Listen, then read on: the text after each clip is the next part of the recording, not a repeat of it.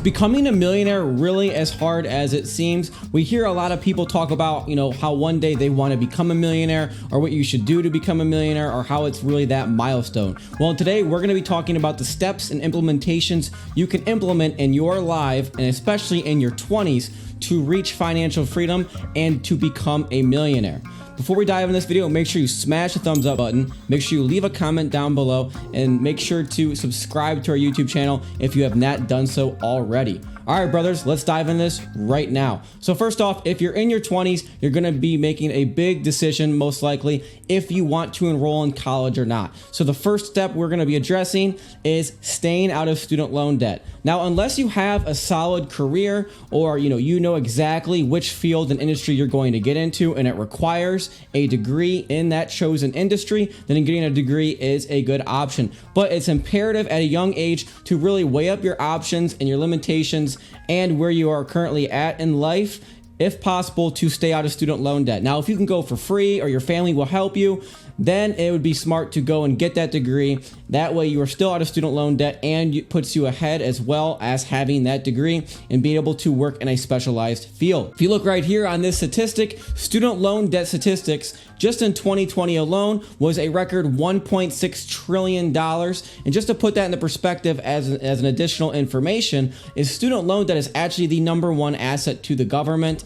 And additionally, on top of that, the average student loan debt is over $32,000 per individual. That is quite substantial. And when you also keep in mind the fact that there's going to be interest on that loan. So again, #1, it's imperative to keep in mind that if you do go to college, you go to the right industry, you get the right degree, and you really need it for that field. That way, when you graduate, you can go and you can, be in that industry and make good income. Again, stay out of student loan debt if possible. #2 is really simple. We hear this from our parents. We hear this from other people. You need to go out into the workplace and get experience. You need to master a craft, master a skill. That's really going to put you ahead of other people and let you start, being able to develop those skills and put some money in your pocket, because having money and being able to acquire money at a young age is the most imperative. As we know, time is your best asset. So again, go out, get into the field, no matter what it may be, and build your skills and your craft. That way you have experience and you can provide other information and data and work experience that other people may not be able to grasp and implement. All right, so the #3 thing we're going to be addressing is try to stay out of consumer debt. And this is also kind of combined with living below your means, okay? So you need to stay out of consumer debt. Don't try to look rich. Don't try to act rich. You need to live below your means, and you need to stack cash and begin investing and having the right financial education. And that way, this will really put you ahead. A lot of people our age, when they're in their 20s, they want to buy a new car. They want to buy new jeans, new Jordans. Try to stay out of this consumer debt. This is the common trap that really struggles and puts people into a financial risk and heartache when they are in their 20s, because they think they have time. But really, if they utilize their time at such a young age, rather than getting in consumer debt, they would be in better scenarios. So again, #3 is stay out of consumer debt. Don't get that new car. Don't go do those things just yet. Start stacking your bags and start using time as your best asset. So #4 is you need to get a credit card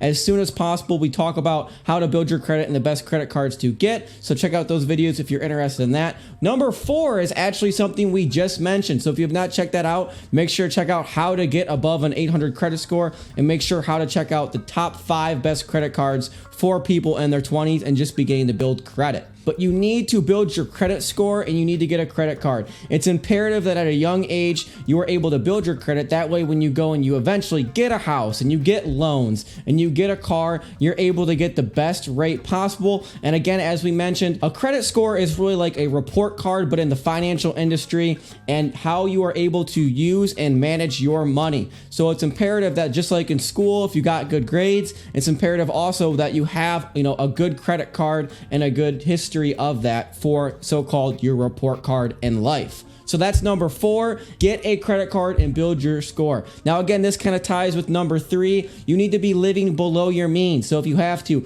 dorm up with somebody, keep your costs low, and you'll be able to start saving money. You'll be able to start investing money and really investing in yourself. As Grant Cardone likes to say, it's imperative that you invest in yourself and your business before you go out and you invest money in the marketplace. And I couldn't agree anymore that you need to live below your means, invest in your knowledge, whether that be college, whether that be a trade school, whatever it may be. You need to get out into the workplace, start building your skills, start building your experience. Number 6 is you need to track your spending. I notice this so much with people I graduate with and people that are in college right now. They do not track their spending whatsoever. You need to see, what is your income? What is your balance sheet looking like? Where is your income coming from? Where is it outflowing? So what are your expenses? What are your liabilities? And what are your assets? And what are you spending your money on?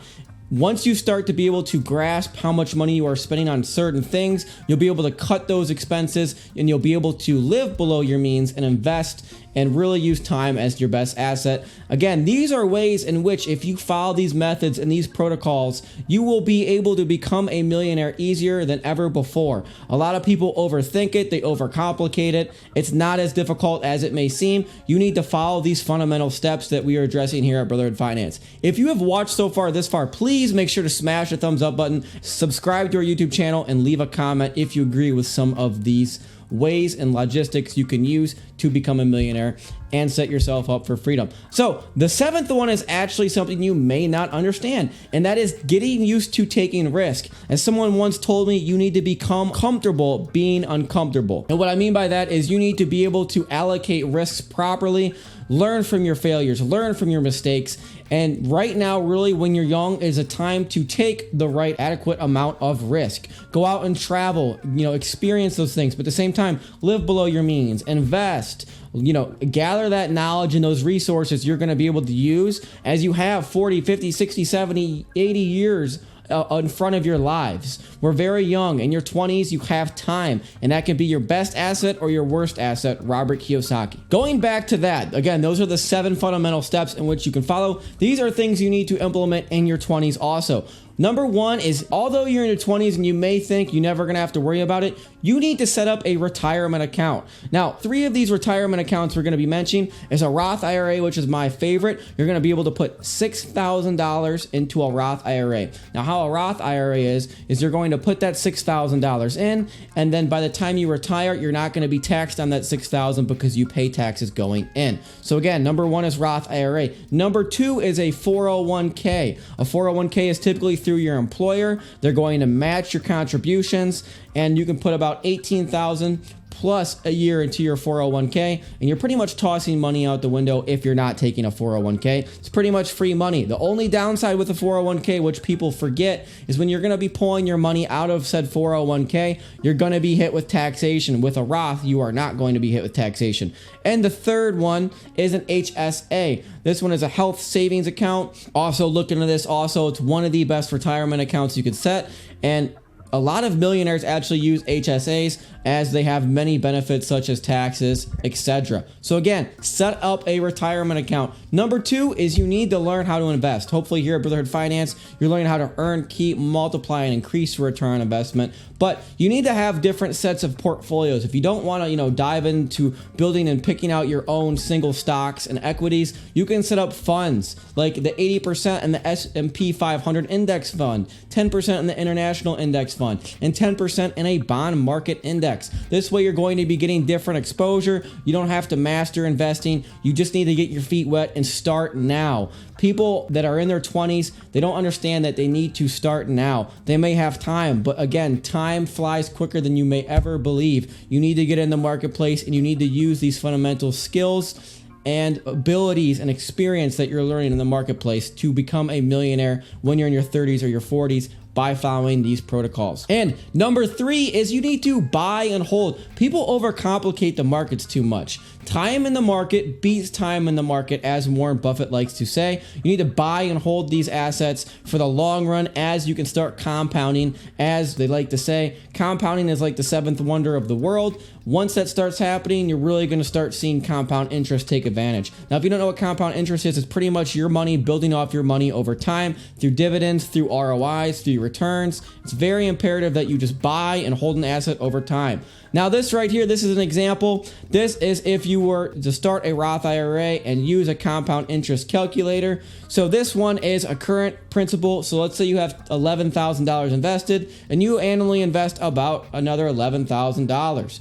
Now your compound interest is one time annually, and you're only getting about an 8% interest, which you can get anywhere between 8 to 12% annually in the market, which pretty much means that investment goes up 8 to 12%. Now with this, that you will retire with a staggering $3.3 million non-taxable. That is the key indicator with a Roth IRA, non-taxable $3.3 million.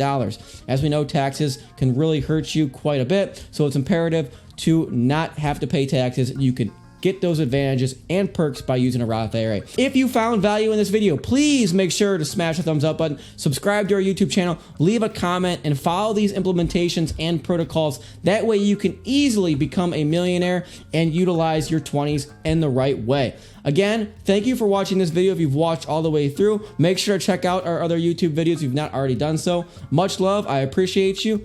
Peace, brothers.